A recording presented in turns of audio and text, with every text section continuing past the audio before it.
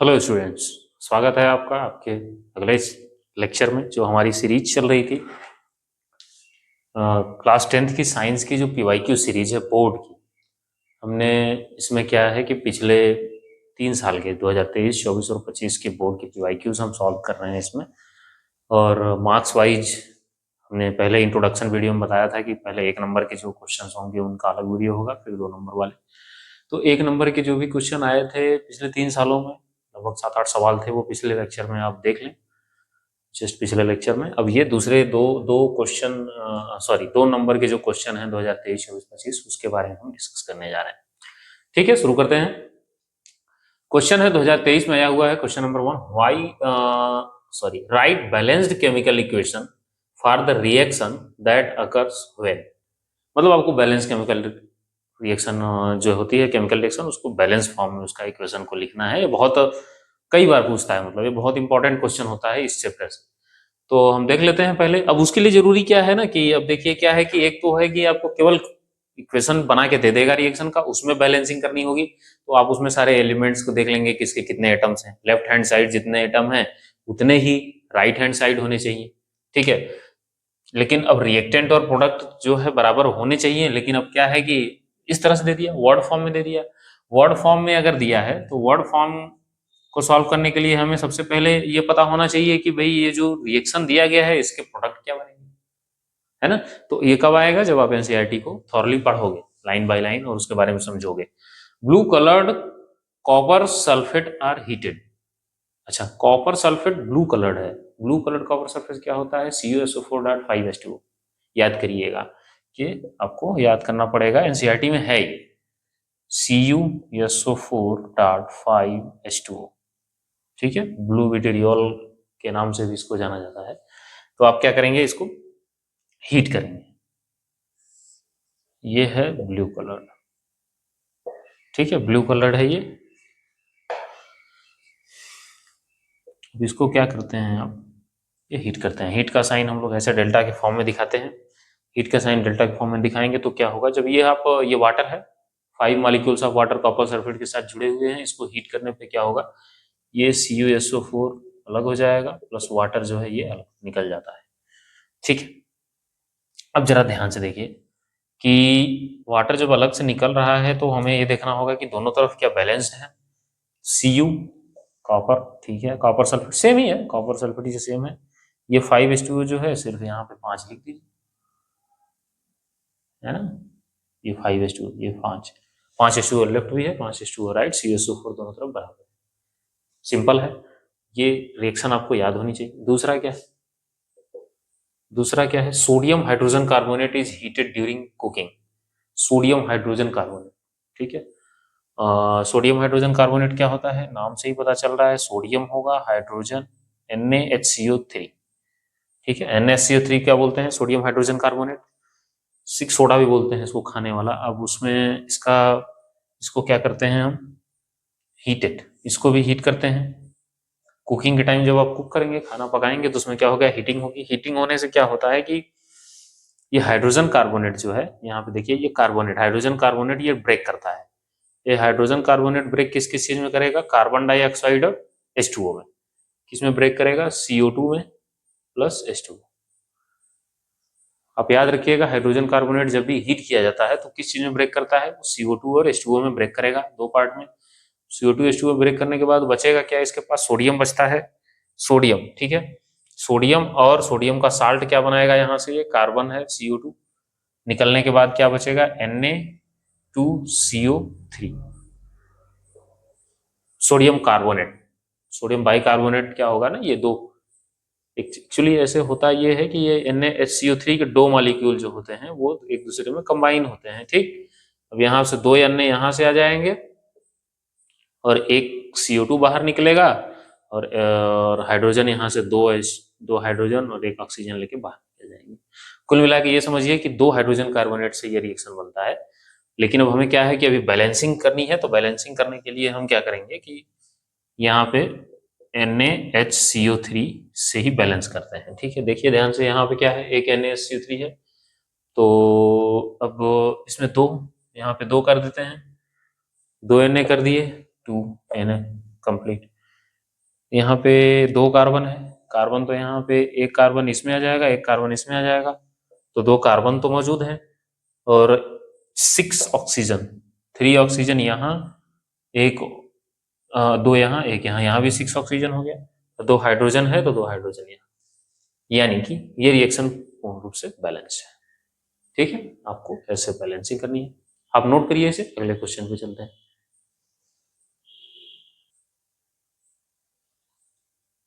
हाँ, तो हमारा अगला क्वेश्चन आया, अगला क्वेश्चन 2024 से है, 2023 में एक ही सवाल आया था 2 नंबर का। 24 में देखते हैं क्या लिखा है कि name the type of reaction in which calcium oxide react with water. अच्छा, ऐसा रिएक्शन है जिसमें कैल्शियम ऑक्साइड है, वाटर के साथ रिएक्ट कर रहा है, और टाइप ऑफ रिएक्शन, किस टाइप के रिएक्शन है उसका नेम भी बताना है, और justify your answer by giving balance equation, equation बना के बैलेंस करके मतलब इक्वेशन देना है, तो solve. Calcium oxide, calcium oxide क्या होता है? कैल्शियम ऑक्साइड का फार्मूला आपको पता होना चाहिए, CaO। अब ये मैं पहले लेक्चर में बताया था कि ये कैसे होता है, कहीं पे O2 होता है, कहीं O1 होता है। कैल्शियम की जो वैलेंसी होती है वो +2 होती है और ऑक्सीजन की -2 होती है, तो दोनों एक दूसरे को +2 -2 बराबर होते हैं, तो CaO होगा। सोडियम का ऑक्साइड अगर देखोगे तो Na2O होता है, क्योंकि सोडियम का +1 होता है, सोडियम का क्या होता है, सोडियम +1 फॉर्म में एग्जिस्ट करता है वैलेंसी, और ऑक्सीजन -2, तब इसको बैलेंस करने के लिए, -2 को बराबर करने के लिए यहाँ पे 2 Na होता है और एक ऑक्सीजन, तो सोडियम का ऑक्साइड Na2O होता है, इसका CaO होगा। ऐसा पढ़े होंगे आप, बस ऐसे ही थॉरली रिवाइज करवा दिया मैंने। ठीक है, तो type of reaction calcium oxide react with water, calcium oxide जो है इसको क्या करेंगे, वाटर के साथ रिएक्शन करवाएंगे, वाटर के साथ रिएक्शन करने पे। अच्छा, एक बात का ध्यान देना कि ये कैल्शियम ऑक्साइड का ना ये नाम भी पूछता है बोर्ड में, और आपको पता भी होना चाहिए, आपके बुक में दिया हुआ है, इसको बोलते हैं क्विक लाइम, क्विक लाइम। इसका भाई केमिकल नेम कैल्शियम ऑक्साइड है, ये कॉमन नेम होता है, कॉमन नेम कुछ प्रोडक्ट के इतने ज्यादा फेमस हो जाते हैं, कई बार जब आप सीनियर क्लासेस में जाएंगे तो कॉमन नेम इतना ज्यादा फेमस हो जाता है, उसको IUPAC मान लेती है स्टैंडर्ड नेम के लिए। तो क्विक लाइम जो है काफी फेमस नाम होता है कैल्शियम ऑक्साइड का। कैल्शियम ऑक्साइड का रिएक्शन क्विक लाइम, यानी कि क्विक लाइम का रिएक्शन वाटर के साथ करते हैं तो ये बनता है कैल्शियम हाइड्रोक्साइड, CH का होल ट्वाइस। अब ये वही OH के ऊपर -1 होता है इसलिए 2 लिखा गया है, क्योंकि +2 को बैलेंस करना है इसको। CH का होल ट्वाइस प्लस क्या बन जाएगा, प्लस बन जाएगा, यहाँ पे क्या होगा कि देखिए होता क्या है कि जब आप बचपन में या अभी भी देखे होंगे, अब तो हालांकि चूना नहीं भिगोया जाता, लेकिन पहले चूना पत्थर आता था घर में, कोई कंटेनर हुआ करता था, जब घरों पे दिवाली वाली के टाइम पे हम लोग के घर तो होता था, गांव में पुताई जब होती है, दीवार की पुताई जब होती है, तो उसमें चूने को क्या करते थे कि एक बड़े से बर्तन में, किसी बाल्टी में चाहे या बहुत बड़े बर्तन में क्या करते थे, पानी भर के उसमें कैल्शियम ये चूना पत्थर जो है डाल देते थे, तो क्या कहते थे, खौलने लगता था वो, उसमें से बहुत ज्यादा हीट निकलती थी, मतलब हम लोगों को तो आसपास नहीं जाने दिया जाता था, क्योंकि अगर उसको टच कर देंगे तो जल जाएंगे। तो वो क्या करता है कि हीट निकलती है यहाँ से, ये काफी इंपॉर्टेंट चीज है इसलिए बता रहा हूं मैं, ये हीट निकलती है, ये हीट निकलने का क्या मतलब है कि ये रिएक्शन क्या हो जाएगी, एक्सोथर्मिक, है ना, जिस रिएक्शन से हीट निकले उसे बोलते हैं, और ये हाईली एक्सोथर्मिक होती है। तो क्या क्यों ऐसा, ये कैल्शियम ऑक्साइड जो होता है ये वाटर के साथ रिएक्शन करके कैल्शियम, और इसको बोल देते हैं आपका कैल्शियम ऑक्साइड जो है ये, इसको स्लैग हाइड्रोक्साइड जो इसको स्लैग्ड लाइम बोलते हैं, स्लैग्ड लाइम, नाम याद रखना, इसको क्या बोल देते हैं, स्लैग्ड लाइम। ठीक, और वही कैल्शियम कार्बोनेट होता है, CaCO3 लाइम स्टोन बोलते हैं इसको, यहाँ पे पूछा नहीं गया है बट मैं बता दे रहा हूं, इसको बोलते हैं लाइम स्टोन, ये ठीक है। अच्छा, तो ये क्या है कि पूछ रहा है कि justify your answer by giving balance equation, type पूछा है, टाइप मतलब क्या है, ये क्या हो रहा है, कैल्शियम ऑक्साइड और वाटर क्या कर रहा है, एक दूसरे में जुड़ रहा है, जुड़ के क्या बना दे रहा है, कैल्शियम हाइड्रोक्साइड। ये प्रोडक्ट नहीं है भाई, मतलब कोई कोई केमिकल प्रोडक्ट नहीं बन रहा है, बस हीट बाहर निकल रही है, तो प्रोडक्ट क्या है, सिंगल प्रोडक्ट, तो ये क्या बोलेंगे इसको, सिंगल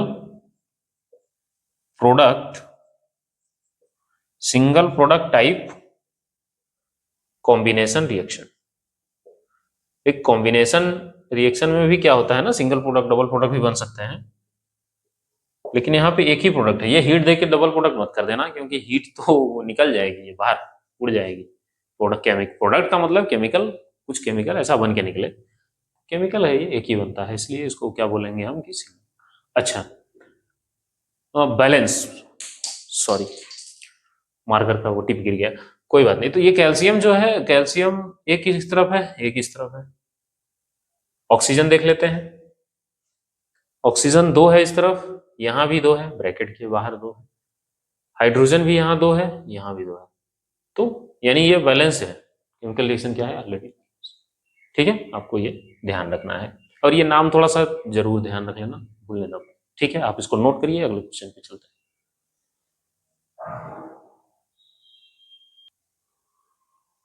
जी, तो हमारा अगला क्वेश्चन है, 2025 में आया है।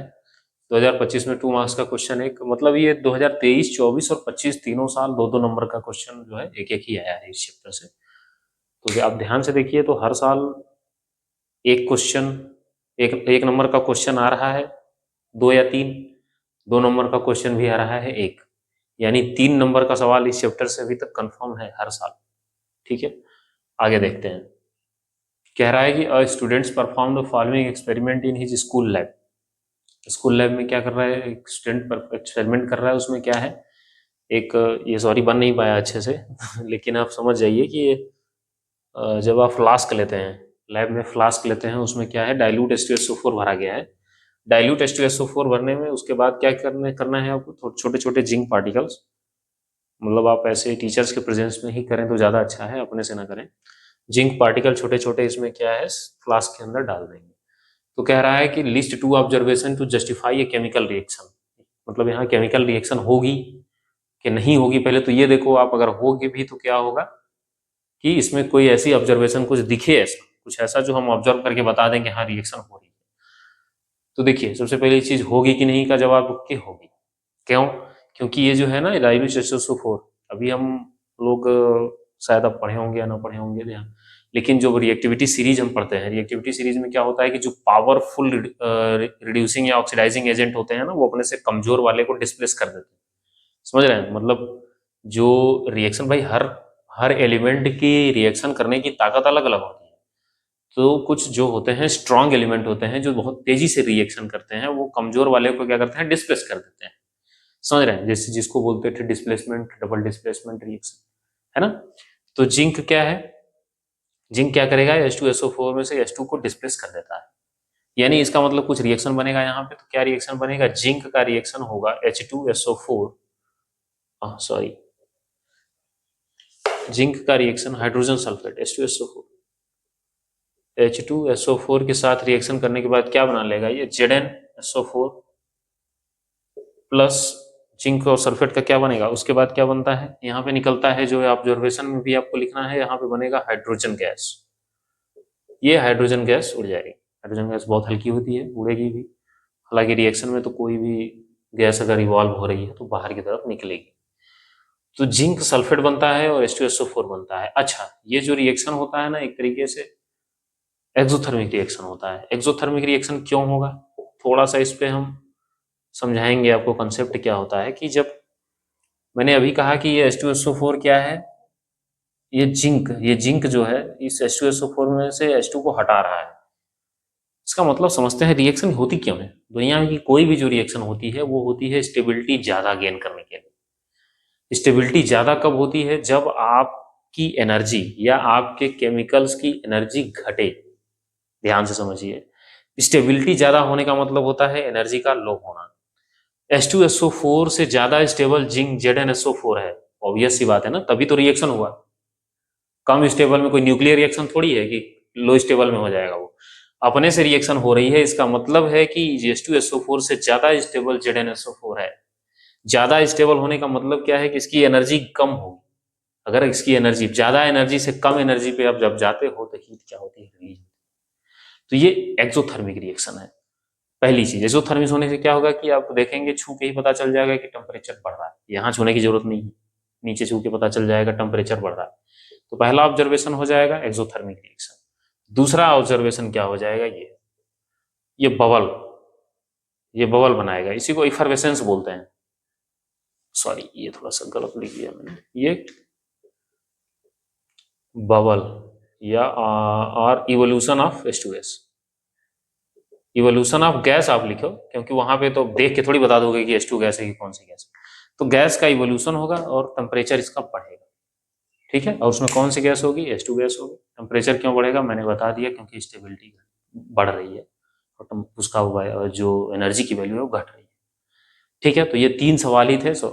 लेक्चर छोटा है, 15 से 20 मिनट का होगा मैक्सिमम मुझे लगता है, तो कोई बात नहीं, आप इतना तैयार करें। अब हम 3 नंबर के जो क्वेश्चन है उसको अगले लेक्चर में लेके आते हैं।